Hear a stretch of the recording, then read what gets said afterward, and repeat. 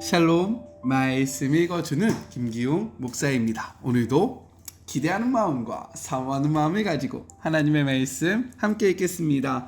열왕기하 3장 13절부터 27절까지의 말씀입니다. 엘리사가 이스라엘 왕에게 말했다. 무슨 일로 내게 오셨습니까? 왕의 아버지와 어머니의 꼭두각시 예언자들에게 가서 물으십시오. 이스라엘 왕이 말했다. 그런 말씀하십시오. 하나님께서 우리 세 왕을 공경에 빠뜨려 모압의 손에 넘기려 하십니다. 엘리사가 말했다. 내가 늘 섬기는 만군의 하나님께서 살아계심을 두고 맹세합니다. 유다 왕 여호사밧을 존중하는 마음이 없었다면 나는 왕을 쳐다보지도 않았을 것입니다. 하지만 여호사밧 왕을 생각하지 않을 수 없으니 내게 악기를 타는 사람을 불러 주십시오. 악기를 타는 사람이 연주하자 하나님의 능력이 엘리사에게 임했다.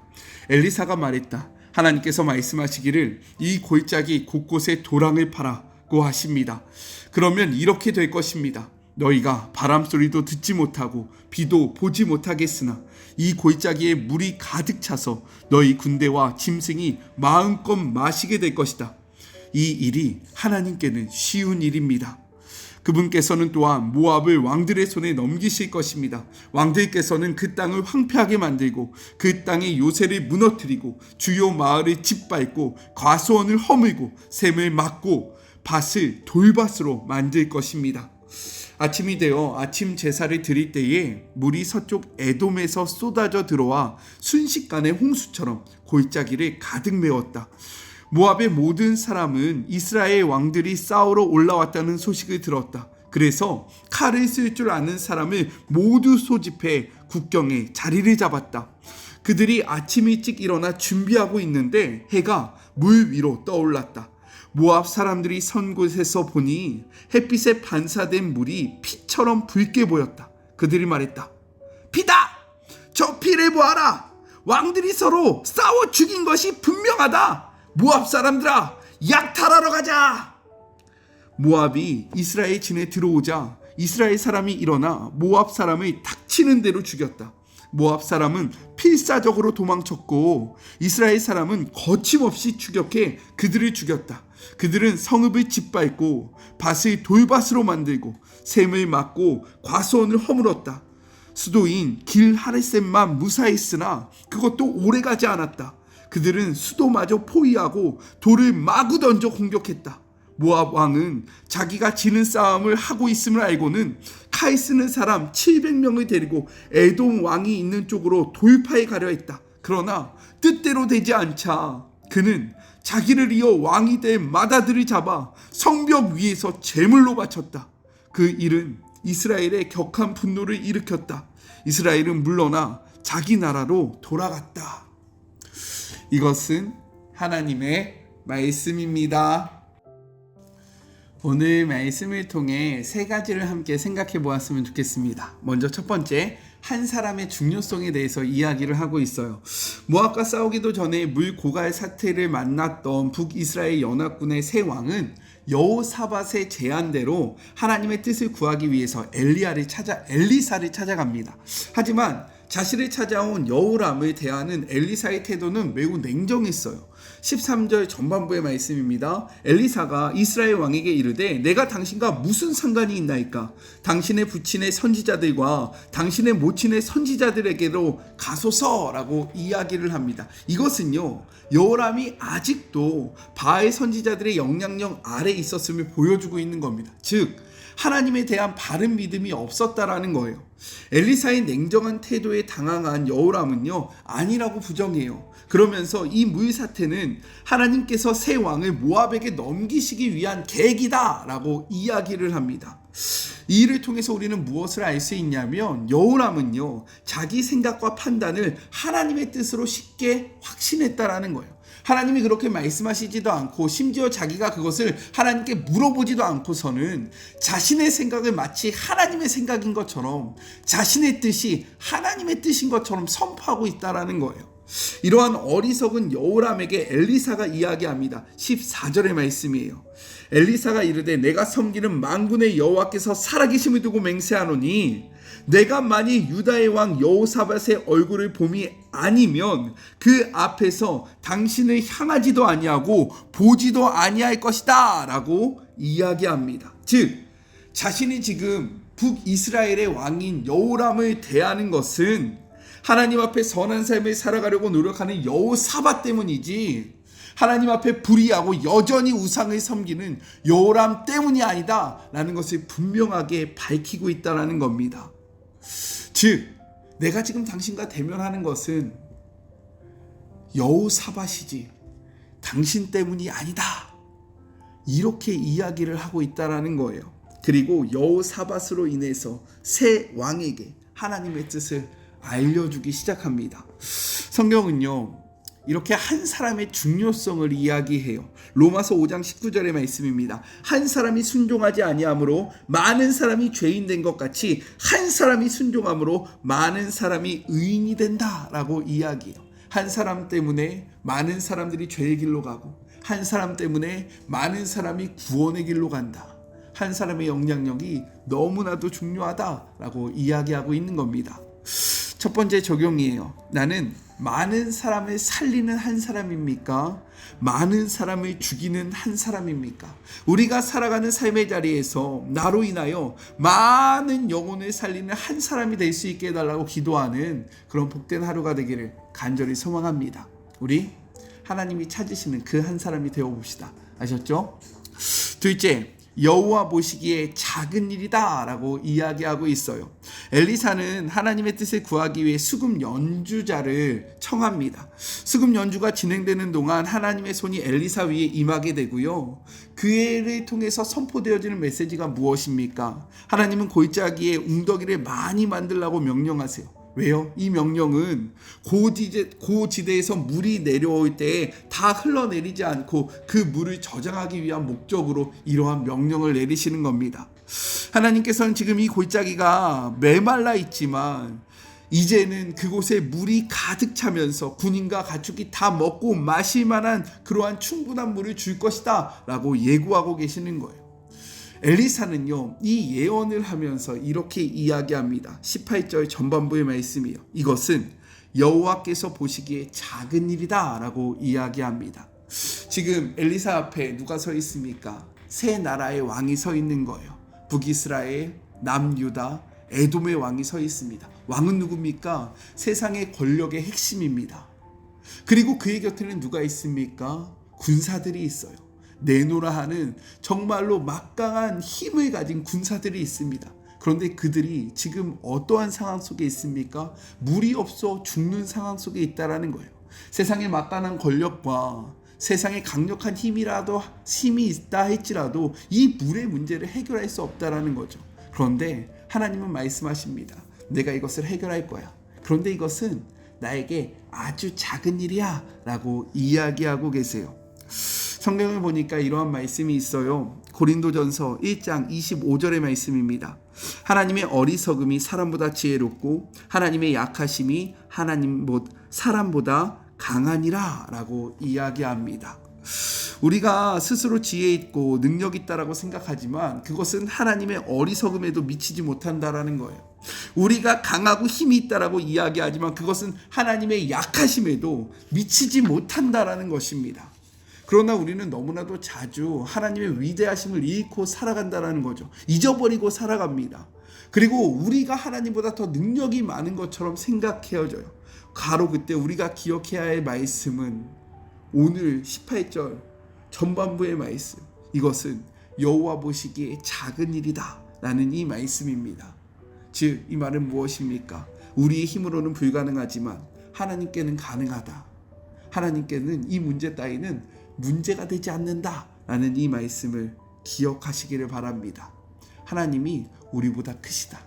하나님은 우리보다 능력이 있으시다. 하나님께는 불가능한 일이 없다 라고 말씀하시는 이 말씀을 잊지 않고 그분을 바라보았으면 좋겠습니다. 그래서 두 번째 적용이에요.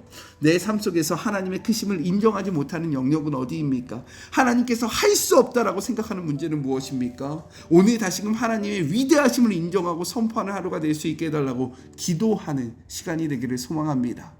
우리가 믿을 때 하나님께서 역사하시는 거예요. 구할 때 하나님께서 해결하시는 겁니다.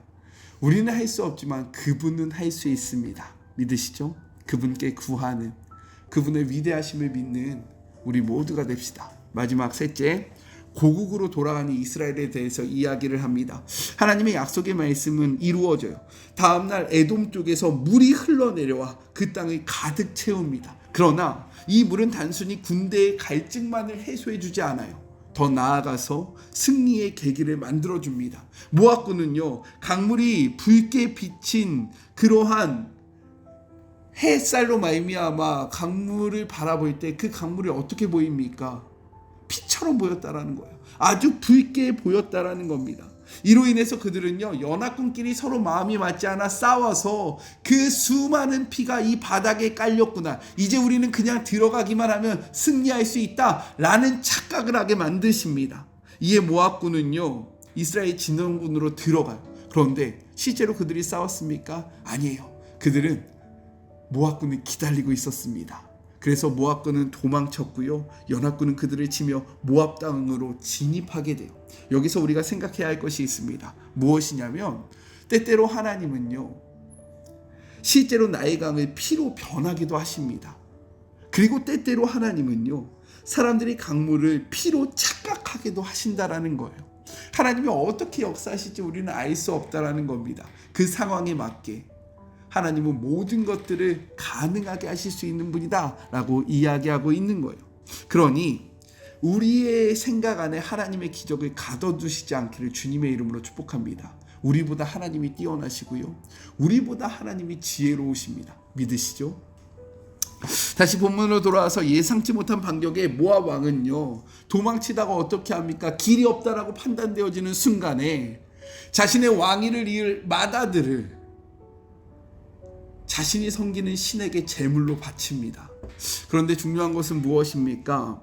하나님은요, 이러한 인신제사를 기뻐하지 아니하시고 용납하시지 아니하신다라는 거예요. 신명기 18장 10절의 말씀입니다. 그의 아들이나 딸을 불 가운데로 지나가게 하는 점쟁이나 기르를 말하는 자나 요술하는 자나 무당이나, 12절, 진언자나 신접자나 박수나 좋은 자를 너희 가운데 용납하지 말라, 12절, 이런 일을 행하는 모든 자를 여호와께서 가증히 여기시나니 이런 가증한 일로 말미암아 내 하나님 여호와께서 그들을 내 앞에서 쫓아내셨다라고 이야기합니다. 가증하다라는 것은 무엇이냐면 구역질 나는 그러한 역겨운 행위를 뜻하고 있는 거예요. 하나님 보시기에 이것은 옳지 않은 행위다라고 이야기하고 있는 겁니다. 이러한 역겨운 행위를 했던 모압 왕의 행동에 성경은 이어서 이렇게 이야기하고 있어요. 27절 후반부의 말씀입니다. 이스라엘에게 크게 경노함이 임함에 그들이 떠나 각기 고국으로 돌아갔다라고 이야기합니다. 이게 무슨 말일까? 아니, 인신제사는 그들이 드렸는데 왜 이스라엘에게 경노함이 임했을까? 성경학자들은 이것을 여러 가지로 해석을 해봅니다. 먼저는 무엇이라고 이야기하냐면, 모압 왕이 자신의 아들로 제물로 바치는 것을 보고 도망치던 모압군이 죽기를 각오하고 반격한 것이 아닐까라고 생각하는 견해예요.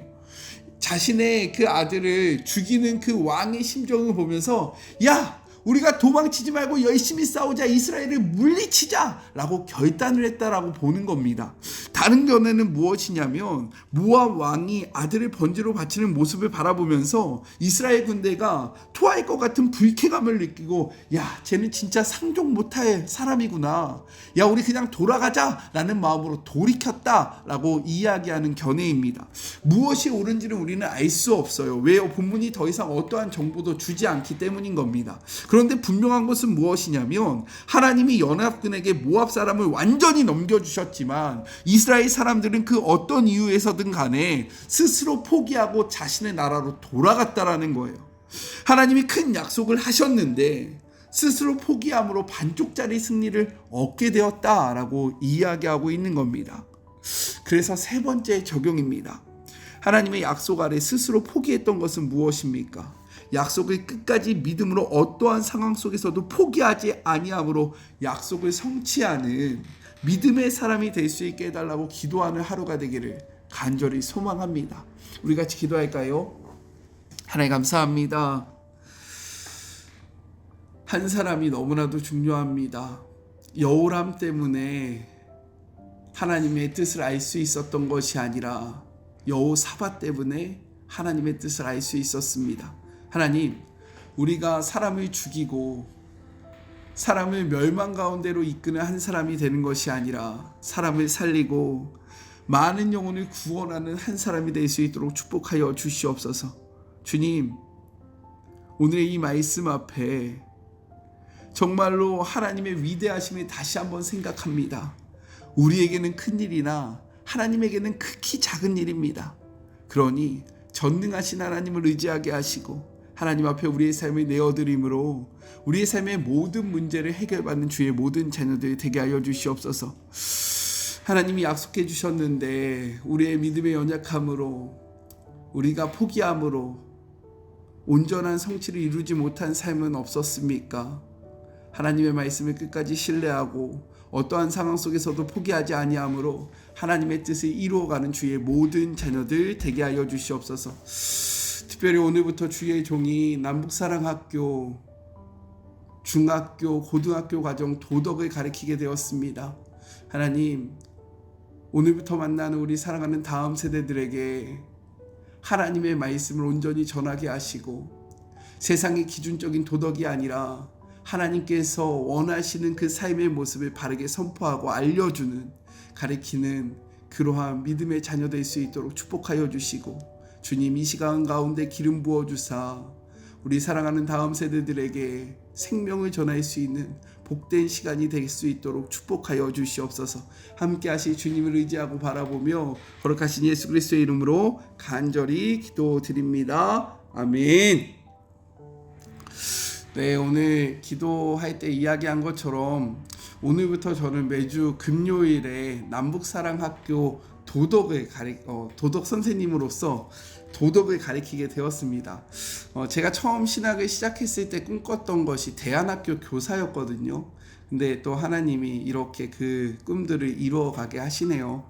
네, 정말로 은혜로운 시간이 될 수 있고 다음 세대들을 살리는 그러한 진정한 스승이 되고 선생님이 될 수 있도록 함께 기도해 주시면 너무나도 감사하겠습니다. 그리고 수업도 잘 준비할 수 있도록 지치지 않는 체력과 능력도 허락해 달라고 함께 기도해 주세요. 저는요, 삶의 자리가 시작되는 월요일날 또 만나도록 할게요. 사랑하고 주님의 이름으로 축복하면서 오늘 하루도 힘내세요. 우리 월요일날 만나요. 안녕. 오늘도 수고하셨습니다.